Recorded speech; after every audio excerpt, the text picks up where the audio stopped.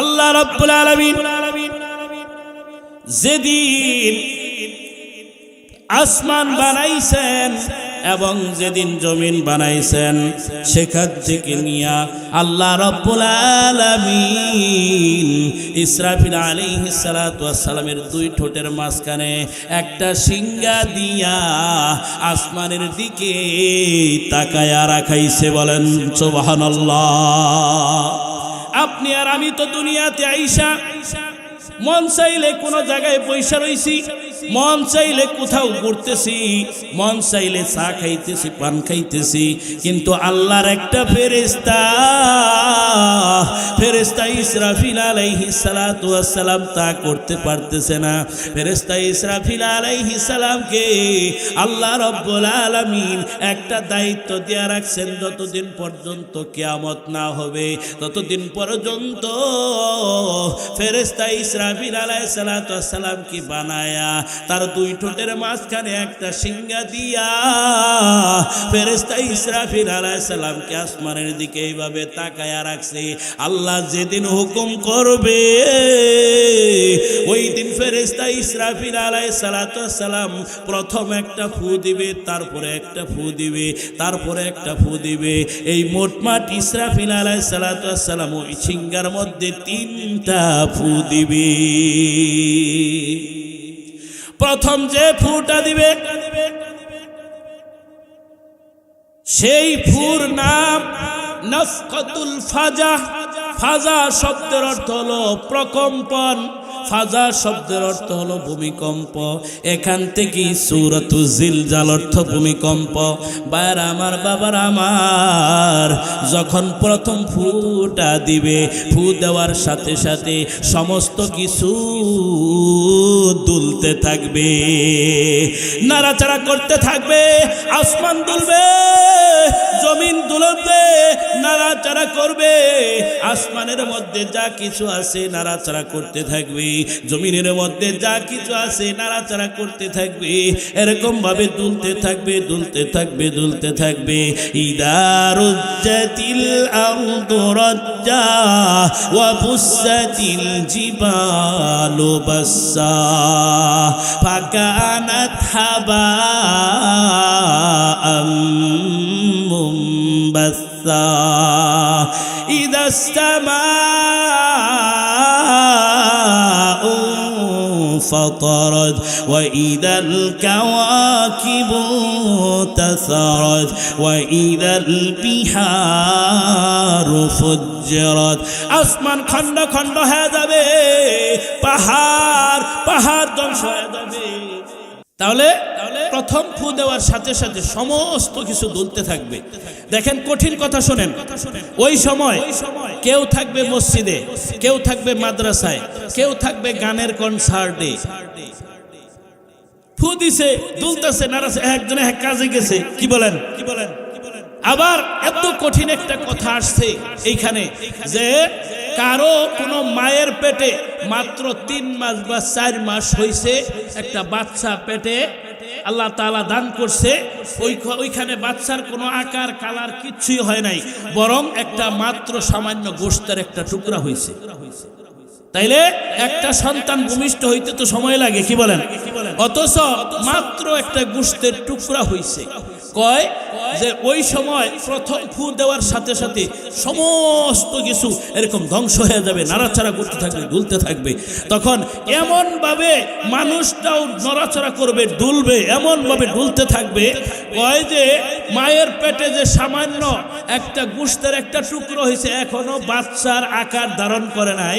কই ওই নাড়াচাড়ার চুটে পেট থেকে পুরা একটা মানুষ হয়ে বের হয়ে যাবে। বলেন আল্লাহু আকবার।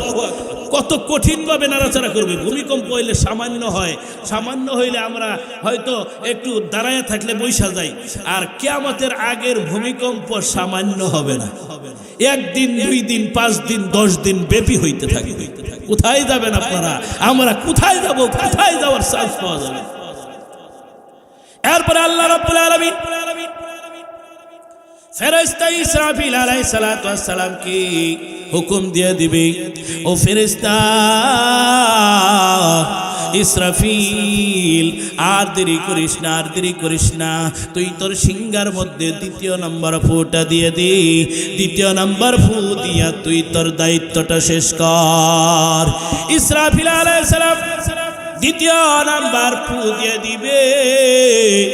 দ্বিতীয় নাম্বার ফু দেওয়ার সাথে সাথে সমস্ত কিছু ধ্বংস হয়ে যাবে, কেউ আর বেঁচে থাকতে পারবে না, আপনিও বেঁচে থাকতে পারবেন না, আমিও বেঁচে থাকতে পারবো না। পাহাড় পর্বত চন্দ্র সূর্য গ্রহ নক্ষত্র গাছপালা তরুলতা যা কিছু আছে সব মারা যাবে। আল্লাহ রব্বুল আলামিন ফেরেশতা আজরাইল আলাইহিস সালাতু ওয়াস সালামকে ডাক দিয়ে বলবে, ইয়া মালাকাল মাউত ইখবিরনি মাইয়াবকা। আল্লাহ রব্বুল আলামিন ফেরেশতা আজরাইল আলাইহিস সালাতু ওয়াস সালামকে ডাক দিয়ে বলবে, ও আজরাইল, তুই আমাকে একটু সংবাদ দে, এখন আর মরার জন্য কে কে বাকি আছে? আজরাইল আলাইহিস সালাতু ওয়াস সালাম বলবে, আল্লাহ, পাহাড় নাই, জমিন নাই, চন্দ্র নাই, সূর্য নাই, গ্রহ নাই, নক্ষত্র নাই, সব কিছু ভাঙ্গা চূড়া খান খান হয়ে গেছে, সব কিছু শেষ হয়ে গেছে আল্লাহ, আর কিছু নাই, এখন শুধু জীবিত আছে ফেরেশতারা। আল্লাহ রব্বুল আলামিন হুকুম করবে, ও আজরাইল, 4 জন বড় ফেরেশতা বাদ দিয়া আর যারা যারা আছে সবাইকে মেরে ফেল। আজরাইল আলাইহিস সালাতু ওয়াস সালাম আল্লাহ তাআলার হুকুমে ফেরেশতাদেরকে মেরে ফেলবে, বাকি থাকবে 4 জন ফেরেশতা আর আল্লাহ। এরপরে আল্লাহ রাব্বুল আলামিন আজরাইল আলাইহিস সালামকে বলবে, ও আজরাইল, ইয়া মালাকাল মাউত আখবিরনি মাইয়াবকা। আল্লাহ রাব্বুল আলামিন ফেরেশতা আজরাইল আলাইহিস সালামকে বলবে, ও আজরাইল, এখন বলতো আর কে কে বাকি আছে? আজরাইল বলবে, আল্লাহ গো, এখন একটা লোক বাকি আছে, তার নাম হইল ইবলিস। কথা বলেন ঠিক কিনা? আল্লাহ রাব্বুল আলামিন হুকুম করবে, ও আজরাইল, কয় তুই ইবলিসের জানটা এমন ভাবে কবজ করবি, এমন ভাবে ইবলিসের জানটা নিবি, কয় ইবলিসকে এমন ভাবে মারবি, কয় সারা দুনিয়ার মধ্যে যতগুলা মানুষদেরকে তুই মৃত্যুর সময় কষ্ট দিয়া মারছিলি, ওই সমস্ত কষ্টগুলা এক জায়গায় জমা কইরা, ওই কষ্টগুলা এক জায়গার ভিতরে জমা কইরা, সমস্ত কষ্টগুলা এক কইরা ইবলিসের জানটা তুই কবজ কর। আল্লাহ তাআলার হুকুমে ফেরেশতা আজরাইল আলাইহিস সালাতু ওয়াস সালাম ইবলিসের জানটা কবজ করবে।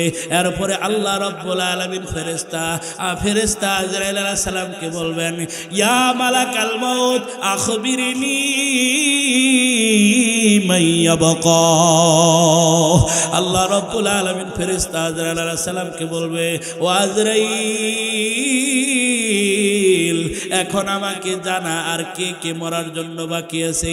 আজরাইল আলাইহিস সালাতু ওয়াস সালাম বলবে, আমরা 4 জন বড় বড় ফেরেশতা আর আল্লাহ তুমি বাকি আছো। বলেন না আল্লাহু আকবার। যখন এই কথা বলবে, বলার পরে আল্লাহ ফেরেশতা আজরাইল আলাইহিস সালাতু ওয়াস সালামকে বলবে, তুই বাদে আর আমি আল্লাহ বাদে আর যে 3 জন ফেরেশতা আছে, ওই 3 জন ফেরেশতার জান কবজ কর। আজরাইল আলাইহিস সালাতু ওয়াস সালাম ওই 3 জনের জান কবজ করবে। 3 জনের জান কবজ কইরা হাইরা তারপরে আল্লাহ বলবে, আজরাইল রে, তুই আমাকে এখন বল আর কে কে বাকি আছে? আপনারা বলেন, আর কে কে বাকি আছে মরার? আল্লাহ তাআলা আর হযরতে আজরাইল আলাইহিস সালাম। এই কথা যখন বলছে, সবাই মারা যাওয়ার পর আল্লাহ তাআলা যখন বলবে ও আজরাইল এখন বলতো আমাকে আর কে কে মরার জন্য বাকি আছে, আজরাইল বলবে আল্লাহর কেউ নাই। আজরাইল আলাইহিস সালাম বলবে আর কেউ নাই আল্লাহ, তুমি তো মরবাই না। কারণ আয়াতুল কুরসির মধ্যে কি বলা আছে, লা তাখুযুহু সিনাতুন ওয়া লা নাওম। এর আগে কি আছে, আল্লাহু লা ইলাহা ইল্লা হুয়াল হাইয়ুল কাইয়্যুম। আল্লাহ তাআলা চিরন্তন, আল্লাহ তাআলার মৃত্যু নাই। তাহলে আল্লাহ তো মরবই না। আজরাইল আলাইহিস সালাম বলতেছেন কয় আল্লাহ আর কেউ মরার বাকি নাই, সবাই মরে গেছে। আল্লাহ রাব্বুল আলামিন আজরাইল আলাইহিস সালামকে বলবেন ইয়া আফলাহাল মাউত, হে সমস্ত মানুষের সকল কিছুর জান কবজকারী ফেরেশতা আজরাইল এখন তুই মর। বলেন আল্লাহু আকবার। আজরাইল আলাইহিস সালাম বলবে আল্লাহ কিসের আমি মরবো, আমি তো মানুষের জান কবজ করছি, আমি তো তোমার হুকুমে সবাইরে মারছি, আমার জান আবার কেন নিব। আজরাইল আলাইহিস সালাম নিজে বাঁচার জন্য অনেক কাকুতি মিনতি করবে, নিজে বাঁচার জন্য অনেক চেষ্টা করবে। প্রথমত বলবে আল্লাহ গো আল্লাহ, আমার যদি মরা লাগতো, আমার যদি মরণ লাগতো, এইটা যদি আমি আগে জানতাম গো আল্লাহ, আমি মানুষের জান কবজ করার দায়িত্ব নিতাম না।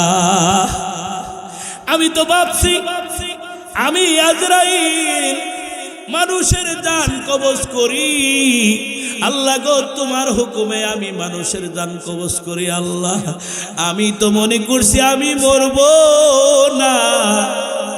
আল্লাহ রাব্বুল আলামিন ডাক দিয়ে বলবেন কুল্লু নাফসিন যায়িকাতুল মাউত। আল্লাহু আকবার। আল্লাহ রাব্বুল আলামিন বলবেন যার ভিতরে জান আছে ওর মরতেই হবে। এরপরেও আজরাইল আলাইহিস সালাম বলবেন আল্লাহ ও আল্লাহ গো, আজরাইল মানুষের জান কবজ করেছে, আল্লাহ আজরাইল মনে হয় থাকবে। আল্লাহ রাব্বুল আলামিন বলবেন কুল্লু মান আলাইহা ফান ওয়া ইয়াবকা ওয়াজহু রাব্বিকা যুল জালালি ওয়াল ইকরাম। আল্লাহু আকবার। আল্লাহ তাআলা বলবেন আজরাইল কোনো অজুহাত চলবে না, কোনো কথা চলবে না, আজরাইল তোমার মরতে হবে, তুমি এখন মরো। আজরাইল আলাইহিস সালাম কোন প্রকারের অজুহাত দিয়া আজরাইল আলাইহিস সালাম মৃত্যুর হাত থেকে বাঁচতে পারবে না। এরপরে আল্লাহ রাব্বুল আলামিন ডাক দিবেন সবাই মারা গেছে, কেউ নাই, আছে একজন। কি এই জোরে বলেন কে? প্রধান বক্তা তো পইরাই রইছে, আপনারা যে ফাইলে ঘুম পারতাছেন মনে হয় কয় বছর ধরে ঘুম পারুন না। এমনই তো ভাব মনে হইতেছে, মনে হয় যে না জানে আহারে কয় বছর ধরে ঘুমায় না গো, ঘুম পারে না। আলোচনা সবাই শুনতেছে, তো যদি শোনেন তাইলে যদি জোরে জোরে কইন তাহলে সে বুঝবো যে আসলে বাইসা আসুন। ও বাইসা বলে ঘুমাইন নাই। তো যাই হোক সবাই মারা গেছে, কেউ বাকি নাই, বাকি আছেন একমাত্র আল্লাহ। আল্লাহ তাআলা মরবেন না, চিরঞ্জীব। আল্লাহ তাআলা মরবেন। আল্লাহ তাআলা ঘুমানি না, ঘুমের আগে যে একটা তন্দ্রাত ভাব কয় এটাও আল্লাহ তাআলার আসে না। বলেন সুবহানাল্লাহ। সবাই মারা গেছে।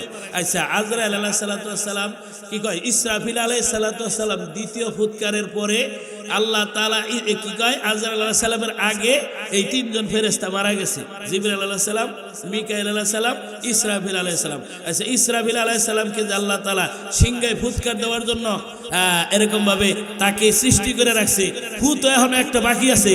ইসরাফিল আলাইহিস সালাতু ওয়াস সালাম আগেই মরে গেছে গা, ফু তাহলে আরেকটা কেন দিব? কি বলেন? ফু আরেকটা দেন না? এখন আমার প্রশ্ন আপনাদের কাছে, বলেন তো ইসরাফিল আলাইহিস সালামকে আল্লাহ কি আবার সৃষ্টি করবার পাবো? কথা কনা, সৃষ্টি করবার পাবো? ক্ষমতা আছে? আছে? বিশ্বাস হয়? আচ্ছা, আমরা যে ওইছি, আপনি আমি যারাই আমরা দুনিয়াতে আসছি, আমরা কিছু আছিলাম? কিছুই কি ছিলাম? নাপাক একটু পানি ছিলাম। কথা বলেন ঠিক কিনা? ওখান তো কিছুই ছিল না। আল্লাহ তাআলা যদি কিছুই ছিল না, সেখান থেকে যদি আপনারে আমারে বানাবার পায়, ইসরাফিল আলাইহিস সালামের তো পুরো একটা মানুষ আল্লাহ বানাইছাল, মারা গেছে, ওখান থেকে আল্লাহ পুনরুত্থান করতে পারবে না? আর জোরে কয় না পারবে না? পারবে। যদি পারে তাহলে আল্লাহ তাআলা ইসরাফিল আলাইহিস সালামকে আবার জীবিত করবেন একটা ফু দিবার জন্য। একটা ফু বাকি আছে। আল্লাহ রাব্বুল আলামিন হযরত ইসরাফিল আলাইহিস সালাতু ওয়াস সালামকে পুনরায় জীবিত করবেন। জীবিত কইরা হযরত ইসরাফিল আলাইহিস সালাতু ওয়াস সালামকে বলবে, ও ফেরেশতা ইসরাফিল, আর দেরি করিস না, এখন তোর 3 নাম্বার ফুটা দিয়া দি। ইসরাফিল আলাইহিস সালাতু ওয়াস সালাম তৃতীয় ফু দিয়ে দিবে। কয় তৃতীয় ফু দেওয়ার পর বাহুল্লাহ আসে না? বাহুল্লাহ আসে। এই যে কইছে না, ও আখরাজাতিল আরদু আসকালাহা, যখন জমিন নাড়াচাড়া করতে থাকবে, দুলতে থাকবে, তখন জমিনের পেটের ভিতরে এরকম সোনের খনি, রূপার খনি, তেলের খনি, মানুষ মারা গেছে তার জমিনের পেটের ভিতরে, মাটির পেটের ভিতরে, গরু মারা গেছে, অমক মারা গেছে, তমক মারা গেছে, সব কিছু এরকম বাহুল্লাহ আসলে যেরকম পাতা উঠতে থাকে, তুলার মতো এরকম উঠতে থাকবে, মাটির ভিতরে যা আছে সব বের হয়ে যাবে। বলেন আল্লাহু আকবার।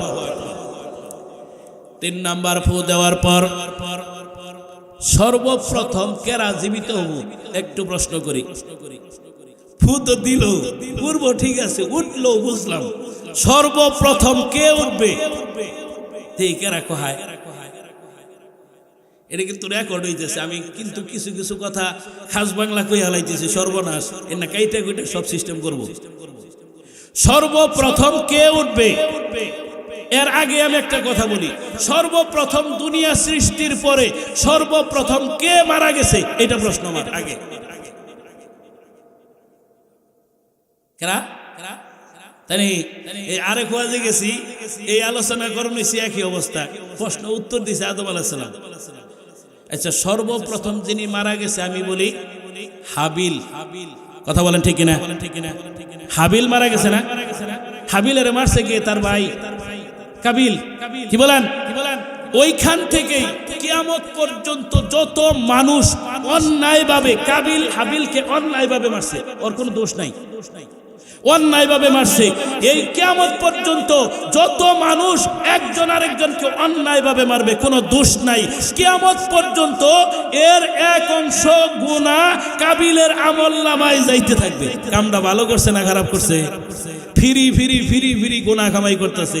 এই দুনিয়াতে থাইকাও যদি এক ভাই আরেক ভাইয়ের সাথে দ্বন্দ্ব কইরা, কোনো দোষ নাই, কোনো অপরাধ নাই, নির্দোষী, তারে যদি মারে, এই মারার একটা হারাম কাজ করলো, অন্যায় কাজ করলো, এই গুনাহের একটা ভাগ কাবিল কিয়ামত পর্যন্ত আমল পাইতে থাকবে। কারণ দুনিয়া সৃষ্টির শুরু লগ্নে সর্বপ্রথম কাবিল হাবিলকে মারছে, হাবিলের কোনো দোষ ছিল না। এটারও একটা ঘটনা আছে, বিস্তারিত আলোচনা আছে। তাইলে হাবিল সর্বপ্রথম উঠবে। হাদিসে জিবরাইল, মিশকাত শরীফের হাদিস, হাদিসে জিবরাইলের আলোচনায় আসি। ইউহশারুন নাসু ইয়াউমাল কিয়ামাতি হুফাতান উরাতান মুশাতান গুরলা। আল্লাহর রাসূল সাল্লাল্লাহু আলাইহি সাল্লাম বলেন, কয় কিয়ামতের ময়দানে মানুষদেরকে উঠানো হবে 4 গুণওয়ালা। যে গুণগুলো আমি বলবো আপনারা বলবেন সত্যি কথাই, হাসা কথাই। এইখানে 4টা গুণের কথা বলা হয়েছে। 1 নাম্বার, ইউহশারুন নাসু ইয়াওমাল কিয়ামাতি, কয় কিয়ামতের ময়দানে মানুষদেরকে যে উঠানো হবে, ওই তুলার মতো উঠতে থাকবে, উঠতে থাকবে, উঠতে থাকবে, কবর থেকে উঠতে থাকবে, তুলার মতো বাহুল্যের মতো উপরের দিকে উঠতে থাকবে। কয় এইভাবে যে উঠতে থাকবে, তাদেরকে কিভাবে উঠানো হবে? ইয়াউমা ইউহশারুন নাসু ইয়াওমাল কিয়ামাতি হুফাতান, 1 নাম্বার হলো নাঙ্গা পা। তার মানে নাঙ্গা পা মানে খালি পায়ে। তার মানে যখন আপনি আর আমি মায়ের পেট থেকে হইছি, তখন কি আপনার আমার পায়ে কয় জোড়া জুতা চাল জুতা ছিল? ওই কিয়ামতের ময়দানে যখন 3 নাম্বার ফু দেওয়া হবে, তখন ওই মানুষগুলা 1 নাম্বার গুণ হবে, তার পায়ে কোনো জুতা থাকবে না, এইভাবে উঠবে। ইউহশারুন নাসু ইয়াউমাল কিয়ামাতি হুফাতান, 1 নাম্বার হলো নাঙ্গা পা, অর্থাৎ খালি পায়ে আল্লাহ রব্বুল আলামিনের বান্দা বান্দিরা উঠবে। উরাতান, 2 নাম্বার, উরাতান হইল একেবারে নেকিড।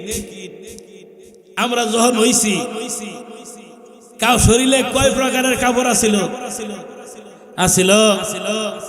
3 নাম্বার গুণ মুশাতান।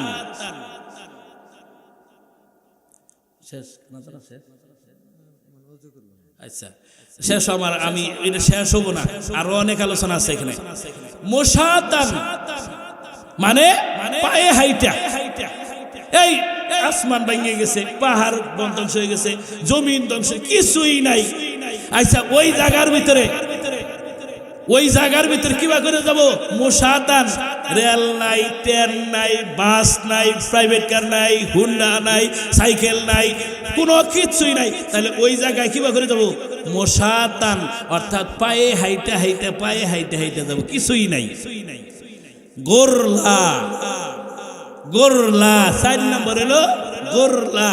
সেটা হইলো, সেটা পরিষ্কার ভাবে পড়লে বুঝবেন, মুসলমানি সারা, মুসলমানি সারা, খতনা বিহীন। এই 4 গুণে মানুষ কিয়ামতের ময়দানে 3 নাম্বার ফু দিলে, ফু দেওয়ার পরে কিয়ামতের ময়দানে এই 4 গুণে বান্দা বান্দিরা উঠতে থাকবে।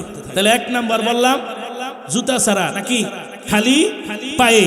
2 নাম্বার হলো কি? কোন প্রকার কাপড় ছাড়া, একদম খালি গায়ে। 3 নাম্বার পায়ে হাইটা হাইটা। আর 4 নাম্বার কি? খতনা বিহীন, মুসলমানি সারা। এনে একটা কথা আইসা গেল, কিন্তু বলাটা ঠিক হইতেছে না, তারপর আমি বইলা ফেলাই। কিছু কিছু লোকেরা বলে যে আমগর পীর সাহেব কিয়ামতের ময়দানে বিমানে চড়াইয়া জান্নাতে লই যাও, বিমান থাকবো না। কি বলেন? এই কথাটা কিন্তু এখানে আসলো বিদায়ী আমি এই কথাটা তুলে ধরলাম। এখন আপনারা বুঝবেন ওই সময় কি বিমান থাকবো? আমি যদি কালকে কেউ ওর সামনে যাই ওয়াজ করি, ও বুঝবো না। আর আপনারা এখান থেকে যারা শুরুর থেকে শুনতেছেন, আপনারা বুঝবেন যে ওই সময় 3 নাম্বার ফু দেওয়ার পরে কিছুই নাই, সব ভাঙ্গা চুরে খান খান হয়ে গেছে গা। তাইলে পায়ে হাইটা যাব, রেল নাই, ট্রেন নাই, বাস নাই, বিমান নাই, গাড়ি নাই, হুন্ডা নাই, সাইকেল নাই, অমক নাই, তমক নাই, প্লেন নাই, বিমান নাই, কিচ্ছু নাই। তাইলে পীর সাহেব, আঙ্গর পীর সাহেব ওরে গাড়ির মধ্যে চড়াইয়া দিয়ে জান্নাতে পৌঁছাই দিব। আছে ওডি অনু কি আছে? তখন থাকবো। যদি কেউ এইটা বলে মনে করবেন অনু আসল পীর না, ওটা খালেস একটা বন্ধ পীর। কথা বলেন ঠিক কিনা? কারণ সে আলোচনা কোরআনের তাফসীর কিচ্ছুই জানে না। এই যে সূরা 99 নাম্বার সূরা, আপনারা তাফসীরে মারিফুল কোরআন যদি কারো কাছে থাকে, এই তাফসীরে মারিফুল কোরআনটা হাতে নিবেন। আরো কয়েকটা তাফসীরের কিতাব আছে, আপনারা অত বুঝবেন না। যদি কারো কাছে থাকে তাফসীরের কিছু কিতাব থাকে, আপনারা হাতে নিবেন। হাতে নিয়ে আমি যা যা কইলাম মিলাবানি, একটু পড়ুন জানি। কিছুই নাই। কয় আঙ্গর পিসাবে বিমানে চড়াইয়া, আঙ্গ পিসাবে হেলিকপ্টারে চড়াইয়া, আঙ্গ পিসাবে রিক্সার মধ্যে চড়াইয়া, আঙ্গ পিসাবে অমক খানে চড়াইয়া, তমক খানে চড়াই। আমি মনে করি ওইটা একটা জাহেল, একটা খারা, একটা মূর্খ। কথা বলেন ঠিক কিনা? কিচ্ছুই জানে না। এটা জানতে হবে। আপনি যাই না এটা বলেন 100 বার মানবো, আমি নিজেও মানবো। আমরা যে পীরের দরবারে যাই না এরকম তো না, আমিও যাই। সর্বনাই পীরের দরবারে যাই, যে না বালা বালা দেখে দেখা যায় যে একটু মনে চায় যাই। অসুবিধা কি? কে পীরের মুরিদ আছে না আমাদের এলাকায়? সর্বনাইয়ের পীরের মুরিদ আছে, অমকের মুরিদ আছে, তমকের মুরিদ আছে, এরা যায় না? 100 বার আমি নিজেও যাবো। যদি সেই পীর কোন একটা নারীকে, কোন একটা মহিলাকে ওই পীরের খেদমত করার জন্য মহিলা লাগে 5টা। কথা বলেন ঠিক কিনা? ওটা খাড়াস খাড়াস একদম খাড়াস, ওটা পিন্নার যাতে বন্ধ। কথা বলেন ঠিক কিনা? যে হক্কানি পীর সে কোনোদিনও ওই পীরের আশেপাশে কোথাও একটা মহিলার চান্স দিবে না। কথা বলেন ঠিক কিনা?